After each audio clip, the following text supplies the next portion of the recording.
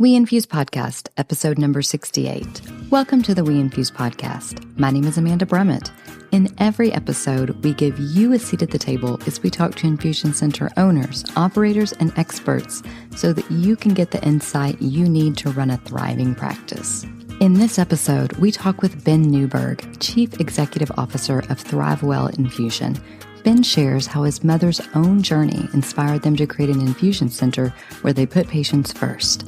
This, combined with building confidence with prescribers, sets an infusion center up for growth. Ben, thank you so much for being here on the We Infuse podcast. I understand Reese has been trying to get you here for years, so welcome. It's an honor. It's an honor to be here, and I can't wait to get this done for Reese. Well, let's start out by just giving us your background. Tell us who you are and then how you got into the infusion industry. So my name is Ben Neuberg. I'm originally from Long Island, New York. It's where I was born and raised. Lived in Manhattan, all over the New York area. Went to school, got a business degree from college, a place called YU up in Washington Heights. Started my first jewelry business. I was working for a jewelry business. I learned the business. Then I started my own around 24 years old, building my business. Had a pretty successful business selling customers like QVC, Walmart, Jared's, K's, various different major retailers in the United States. My mom at the time needed an infusion she went to an endocrinologist. She needed an infusion, which at the time was reclassed. I don't think they had hyaluronic acid back then. So I think it was actually reclassed. And my brother and I were involved in helping her with the infusion. We noticed she was going to the hospital, and she came back and she told us it's such an awful setting. It's such a time waste. Like, she had to go from Long Island to Manhattan, which people, if you don't know, it's a long trip with traffic, bumper to bumper the whole way. And she was just, then there's intake, then you have to get the infusion, then there's discharge. It's around chemo patients. The chairs are not comfortable. There were a bunch of different things that she was mentioning to us. And my brother was telling me, maybe we should open up one of these infusion centers for mom. And I was like, I don't know anything about that. So he spoke with a friend of his, a fellow named Garen Faustini, and he ventured out to open up an infusion center. And what happened then was he was a builder. At the time, my brother was a builder. He was building condos and houses and things like that. And one of the projects he had was an urgent care business in New York, and they owed him some money. And instead of giving him the money, they gave him a percentage of ownership in the business because they couldn't afford to pay him.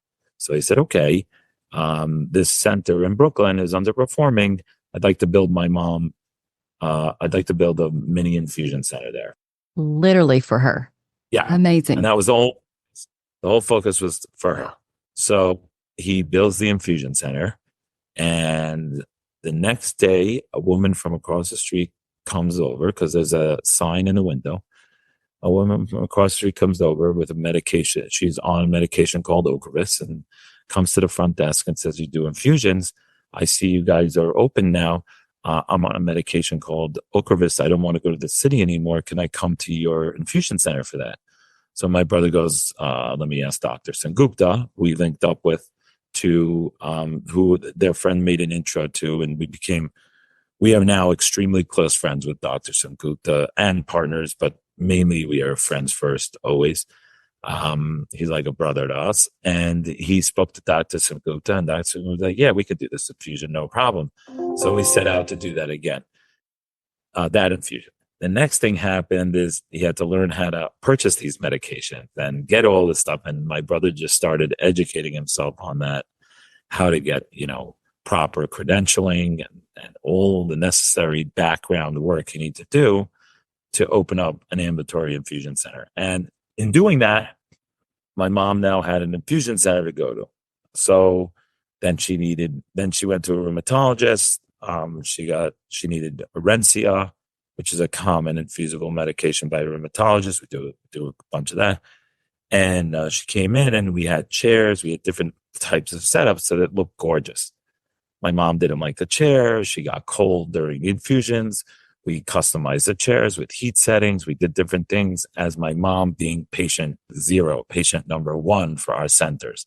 We basically built a center. She came in for the infusion. She wanted to watch her Netflix. We put in a flat screen so she could watch her Netflix. The next time she was reading a book, we set up ebooks.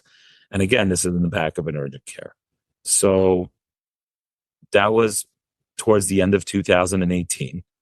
That was mid 2018. Sorry, early to mid 2018. She started. Then towards the middle of 2019, I was helping them with my graphics team from the jewelry business, creating, logos and different things like that, helping with some documentation. Okay, pause really quick. So at this point, you're actively attracting patients and referral sources, not just neighbors coming and knocking on the door? Correct. Okay, nice. Correct. At this point, we're targeting to actively get patients. So we started the marketing campaign, which the truth is, my brother and I did no sales. But patients are just coming on their own. Wow. Because they heard we were doing it. My mom said to the doctor, we're doing it. So the doctor started sending us. Then another doctor said, can you take our patients? Another doctor said, can you take our patients in Brooklyn? And all of a sudden it started to get out there by word of mouth that we're doing these biologics, and you don't have to do it in a cancer center anymore, or in a hospital for that matter. Yeah. And it's less expensive. So we started getting a lot of referrals. And again, we weren't doing sales. So we then in 2019 decided, I told my brother, I'm like, listen, this thing, after looking it over, and I started to wind my jewelry business down in 2019. I told Dr. Sangupta, Vic, and my brother Ira, I said, listen, by January 120, I'm full-time committed to doing this business. But when we go there, I'm going to wind it down. As we wind it down, I'm going to set up the business in 19. Mm-hmm. And towards the end of 19, I started to wind down, and we started to target opening up standalone AIC infusion centers. So we wanted to do 2 right away, one in Long Island, mm-hmm. which is closer to my mom, mm-hmm. and one in Brooklyn to facilitate the already patient population where we have in Brooklyn, which was a lot. Right. And we set out to do that. And by January 1, my brother had built those 2 locations in Manhasset and Brooklyn. And how many competitors did you have back then? Or were there any? It feels early. We were early. Back then in New York, we may have had one competitor, but I don't even think they were doing it at the level we were doing. There was home infusion was being provided. Mm-hmm. But as an infusion center, they were really not as a standalone infusion center. There really was no one doing it as a standalone infusion center, not like a hybrid urgent care infusion center or infusion in an office, mm-hmm. standalone targeting only biologic infusions. No. Okay. Wow. None. Maybe one. Mm-hmm. Maybe one. They came early also. I just don't know when they came up, but sometime around us, we had one competitor. And then basically what ended up happening was we opened the 2 locations, and we started to attract referrals in Long Island right away because that's where we grew up. And my mom went there, and we started to attract referrals. It started to increase. And that was January of 2020. Mm-hmm. And then, as everybody knows, COVID hit. And what happened during COVID in 2020, we had already planned on opening up 2 or 3 more locations for the year. But once COVID hit, we started seeing an increase in referrals. Patients didn't want to go to the hospital. Right. Hospitals really didn't want the patients because they were inundated with COVID patients, and they really didn't have the staff. Mm-hmm. So we were getting a lot of patients. So we started to open up a lot more centers at a rapid pace. So by the end of 2020, we went from literally opening 2 centers in January 20. So literally in the year of 2020, we opened 6 locations. Wow. And we had only hired 3 staff members. So we were understaffed with the volume we were getting in, because what happened was that COVID was taking all the staff. Sure. So what we were only open a couple of days a week so the nurses can get to each of the locations, and Dr. Sangupta can get to each of the locations. So we're scheduling only certain days in certain areas. And then after COVID started to simmer down, we started to get enough staff for each location. So now we're staffed at every single location. Mm-hmm. And we also opened a lot more as we continued to go. We started to open up in other areas in New York, started to use our knowledge of the geographic footprint to start to develop where we want to open up centers. And we're strategic about where we're opening to help patients that are outside the city first. Right. So we started all the way out east, near the Hamptons area, in Riverhead. And then we opened one in Holbrook. We opened one in Westbury, in Manhasset, in Rockville Center, in Long Beach, which is Barrier Island, in the Five Towns, and in Cedarhurst. And then we opened one immediately in Queens, Mm-hmm. Forest Hills. We opened 3 locations in Westchester. After we did all that, then we went into the city. We went into 70th Street, was our first on the east side. Now we're on 72nd on the west side. Our target is to have an infusion center available for a patient within a 15-minute commute. Okay. In the state of New York right now. And then how many centers are you up to today? Within the next 2 months, because they're in leasing and approval and stuff like that, and legal and all that stuff, I think we'll have about 32 locations, or a little over 30 locations probably by September. Wow. But it's the track we took isn't a normal track, right? Opening those centers and doing what we did, I left so much out in that quick transfer to like how many locations we have. When we had those first locations, I was basically managing the whole back end of the business. Mm-hmm. And that means all the prior auths and the billing and the collections and all that stuff was done by me, managed by me and 2 other people. Wow. That worked with us. And we were really working it. It started to accelerate very fast. Like everything else, when you have a business model that's proven and you start to accelerate, I think one of the areas that we excelled at was, customer service or, making sure the patients, and I think a lot of that has to do with my jewelry background, mm-hmm.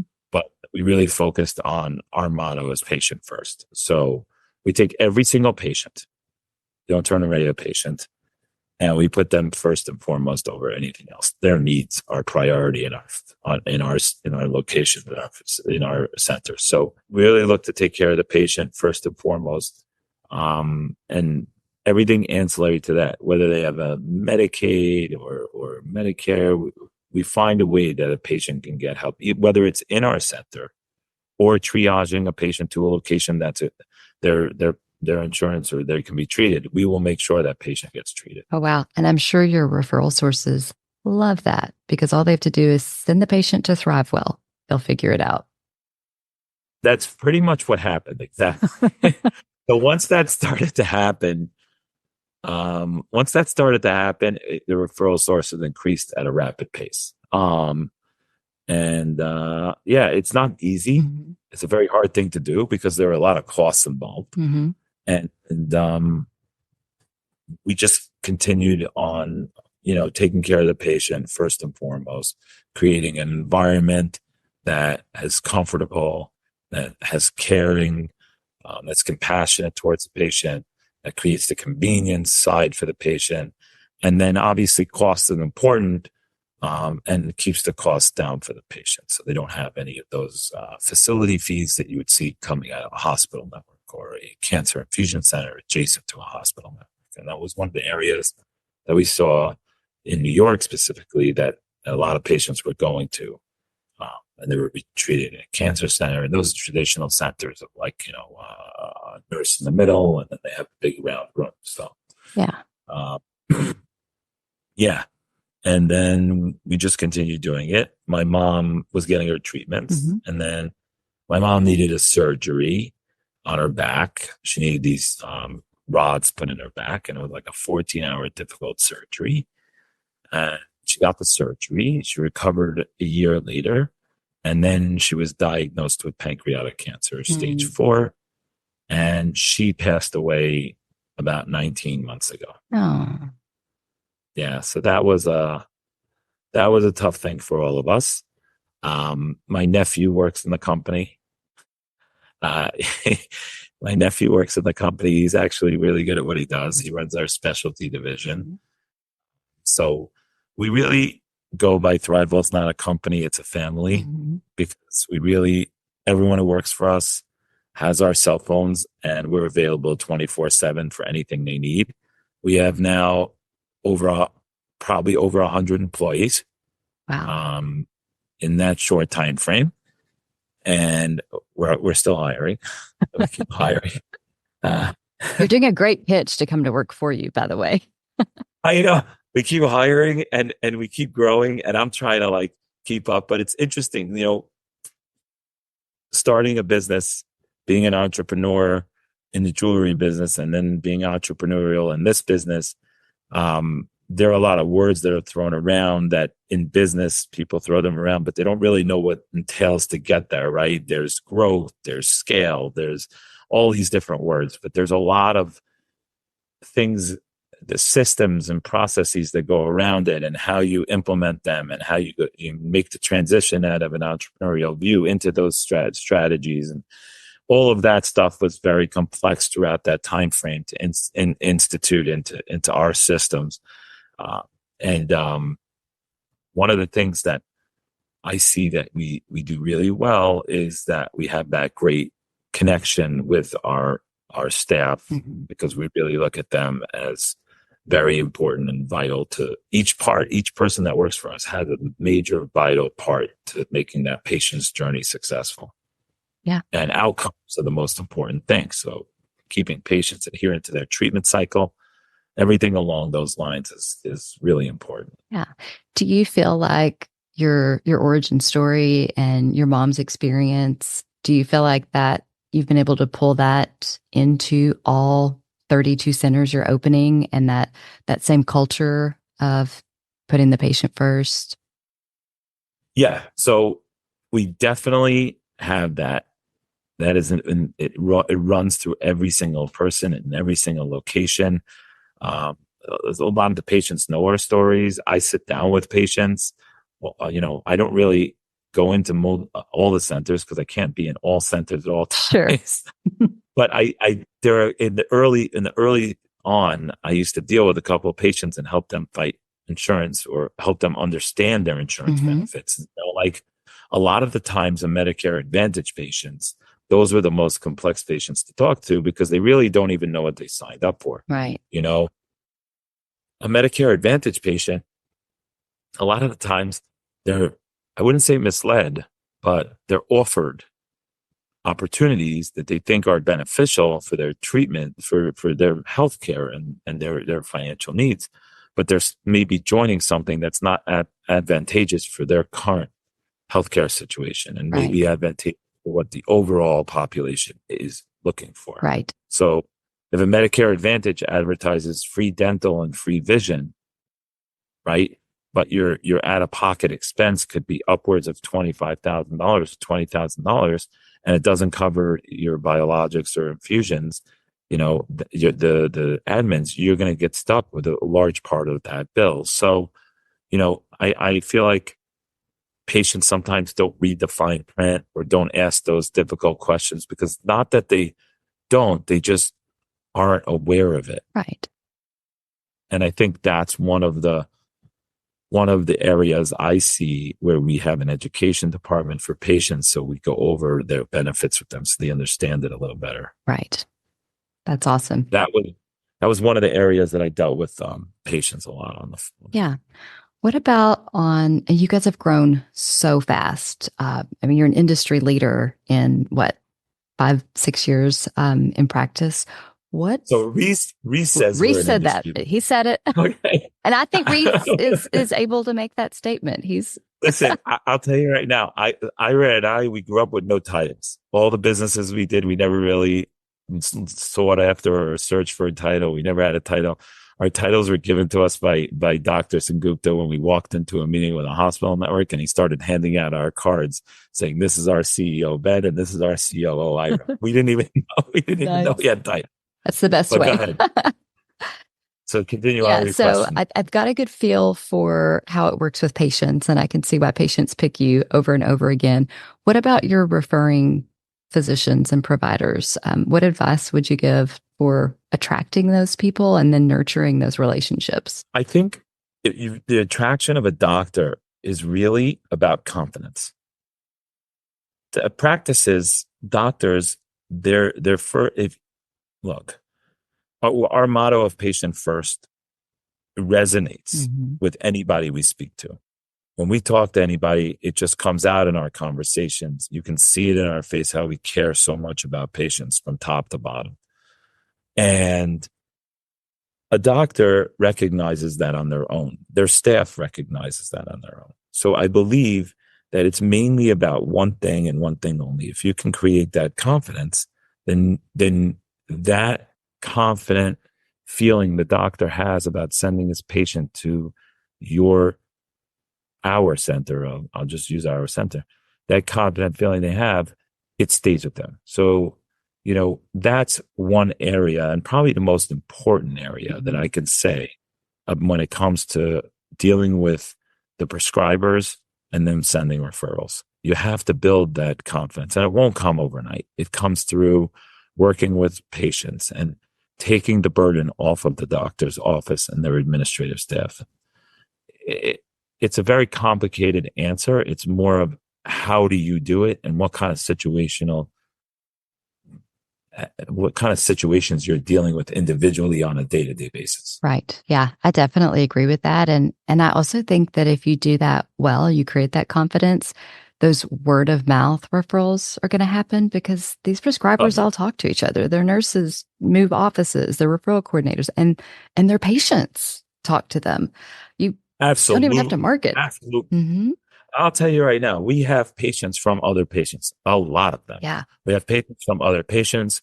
We have providers from other providers. Absolutely. Because you're dealing with multi-specialty. Each of these specialties in each individual state, the bigger states have more because the population is more dense. So if we take New York, there's a lot more multi-specialty infusions than there are probably in most of the Northeast, and maybe in the country, with the exception of California.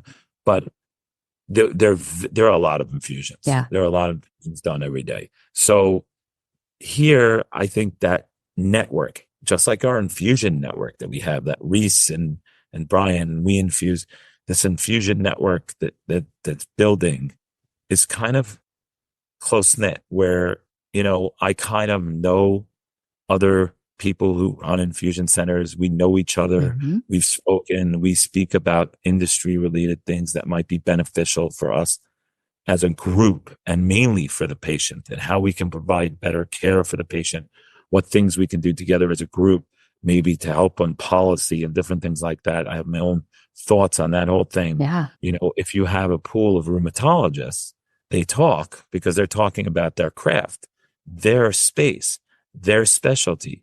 Maybe there's a new treatment for a patient. Maybe there's a new place doing infusions, Yep. and we send it to Thrivewell and they do it this way. And they did this for us, and they did this for us. We want the same thing that you did for that doctor. I can't tell you how many times we hear that. We want the same thing you're doing for that doctor. So to answer your question, it's kind of like that. Every space has their kind of provider word of mouth. Yeah. Beautiful. Let's jump into operations. And you'd mentioned, within the industry, we all talk to each other, talk about vendors a lot. And I know that you guys partner with both We Infuse and the RX Toolkit platform. Can you tell me a little bit about that? So my introduction to We Infuse was unbelievable. I had the best experience ever, and Reese will love that I'm talking about this.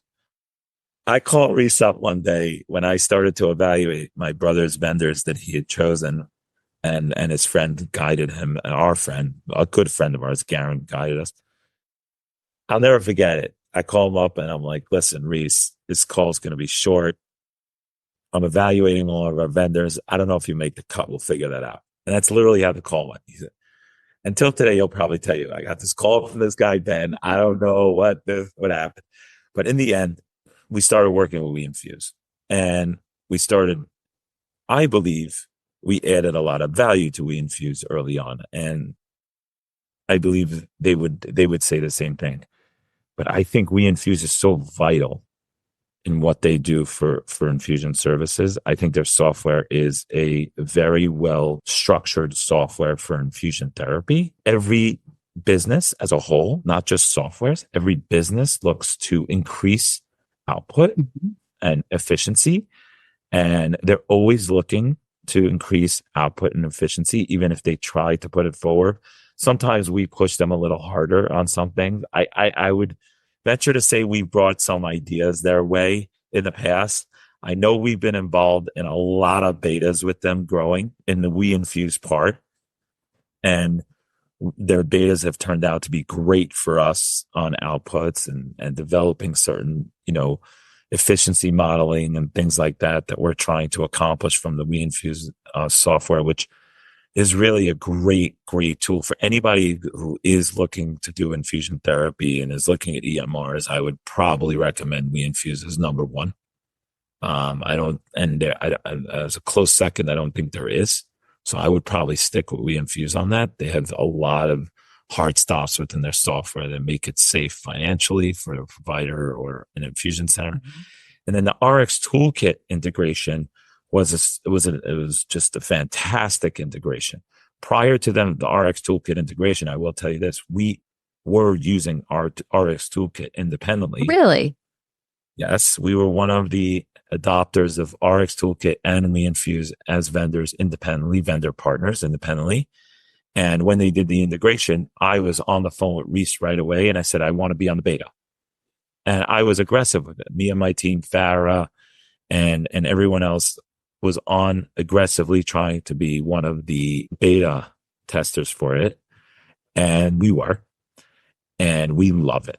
The integration of RX Toolkit creates a safety measure for nurses and all of the work they put in that is far superior to anything in the marketplace right now. It's real time. It's at the chair.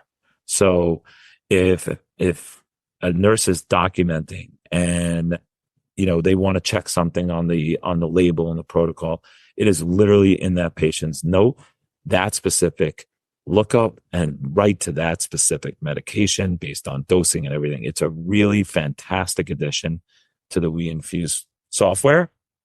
I do think that, obviously there are things that are always, and Brian and Reese are always looking to advance their softwares and add value to their customer base, including ourselves, or partners. And I truly believe that our operation with and our interaction with Reese and Brian is a partnership. I do call them vendor partnerships because we do pay them as a vendor. But in order for us to do things as efficiently as we do, that systematic approach and efficient software tool is really helpful for what we output to, let's say, doctors, insurance companies, or anything of that nature. They allow for it to be seamless in that transition. Very cool. And that's so fun to hear that behind the scenes that you've been one of the people, in their ear, pushing them and helping them strive even higher. I think we are. I think we are. I think they would agree, but I think we are. I never really like to say there are some things, every now and then. Well, so the truth is our whole team is really, really dedicated to what they do. And that's another thing. When you have everybody who works for you is bought into a business, whether it's infusion, whether it's jewelry, whether it's construction, whether it's, glasses, whether it's plastic, whatever the business is, if everybody is focused on the business, success is inevitable, right? But in order to get to success, you're going to identify gaps and fractures. So in our workflow, we're always looking for gaps and fractures. Some of them are in plain sight, and some of them you go through the workflow to identify. In areas with WeInfuse, we sometimes identify, a gap here or a fracture there. Nothing tremendous, but a gap and a fracture that could sometimes be alleviated with, correspondence in their team. And their customer service side is, out of all the EMRs I've ever been in, I've researched, their customer service is bar none, top shelf. Yeah. On the RX toolkit side as well, both top shelf. Fantastic. Love to hear that. Well, it sounds like you're excited about software, but tell us what else you're most excited about right now in the infusion industry. So in the infusion industry, what I'm really excited about is the advancements of treatments for patients, because the reason we do this is because of our mom. So when our mom passed away, my brother and I, we got together, we kind of huddled up and said, we're going to double down on this. It's even a bigger mission now. Yeah. So we really like to stay at the forefront and understand what kind of medications are advancing in the pharma world, which is also, it's a great opportunity for patients right now to get care that was never available or afforded to them. Mm-hmm. And as these pharmaceutical companies advance these medications that have taken years and years to develop, like take the new Alzheimer treatments that are out, which is a perfect example. I'm excited about that. Why am I excited about that? It happens to be one of our friends, one of my dad's best friends growing up, recently passed away from Alzheimer's. Mm-hmm. And his son grew up with us, and he's been involved with us ever since we were like little kids. We were friends growing up. Mm-hmm. So, we know firsthand the disease state. We're committed to it. It's really, from an exciting standpoint, I'm excited to see how, and I've seen it already because we treat a lot of patients. And we see a lot of the patients and their loved ones, mainly the loved ones, and the appreciation of now being able to get it and the seamless way we can create that opportunity for them to get that treatment. Mm-hmm. Because with these treatments come a lot of ancillary prerequisites for them to be available for treatment or a candidate for treatment. Mm-hmm. And I just think there are probably a lot more treatments. Once something like this, after so many years, there's now an opportunity for early stage Alzheimer patients to have a treatment. I believe that there's got to be something that these pharmaceutical companies are working on. And even with, Eli Lilly's announcement of donanemab recently, I think as recent as last week or a couple of weeks back, I know I was reading about it. I know they had the conversation early June and recently it got approved. This is all exciting stuff. And I think the pipeline for medications for the infusion space is really vast. And it's an opportunistic time for us to create locations and centers for patients to now get treated in an approachable setting where they're not, in a larger, facility where there's, 20 to 30 patients in a room, and they could be sitting next to somebody who's undergoing chemo. So I'm really excited about bringing more of those locations in our culture and our motto and our mission to patients in the United States outside of the New York area. And we've been pretty aggressive with it. We're currently opening right now in Pennsylvania, which we're really excited about. We have 2 locations opening there. We have an exciting growth spurt in New Jersey. We just opened that. We're opening our 4th, and we're planning to open another 4 more locations in New Jersey within the next 3 to 4 months. We have leases out. So we're looking to really expand our services throughout the country. And that's exciting. It's exciting that our staff wants to work with us, that people want to come on board. All of this is exciting stuff. I'm excited for my Thrivewell family. That's what most excites me, is my staff and the patients, that they're going to get all this care. Yeah, most definitely. Well, Ben, you've shared so much good information. If you had just one last piece of advice for infusion center owners and operators, what would it be? My main bit of advice is just think about the patient and understand that that patient was just diagnosed with a very rare disease and they don't know much about it. And they're coming to you for care, and understand what that means, and take care of that patient, because that patient is in need of care, and their anxieties outside of something unbeknownst to them at this point, like finances, that can create anxieties for them that they don't know about. And they're about to get hit pretty hard with a lot of different things, on those disease states. So I would just really think about the patient and think about their journey. And if it's a new patient, if it's an existing patient, either way, they're in the middle of fighting something that hopefully you can assist them and make it easier. That's the goal. That is great advice. Well, Ben, thank you so much for your time. I'm sad for the way that you found the infusion industry, but I'm really happy that the industry has you and your brother and your passion for patients. And I'm excited to watch Thrivewell Infusion continue to grow. Thank you, Amanda. It's a great opportunity to do this. I know it's been a while for Reese, and I'm happy I was able to get around to it. I've encountered people that were inspired to get into the infusion industry because of a personal experience. But Ben and his brother building an infusion suite for their mom is a whole new level. It's clear how her journey has informed the culture at Thrivewell Infusion and lives on today. Between putting the patient first and taking the burden off the prescriber and their administrative team, it makes Thrivewell Infusion an easy choice for clinicians and patients. And Ben really illustrated the power of WeInfuse's software to keep the center safe financially, while Rx Toolkit makes infusions safe for patients and providers. If you aren't already familiar with them, I definitely encourage you to schedule a test drive. As Ben made clear, these tools can save time and money in your practice while making infusions safer. My name is Amanda Brummett, and we'll catch you in the next episode.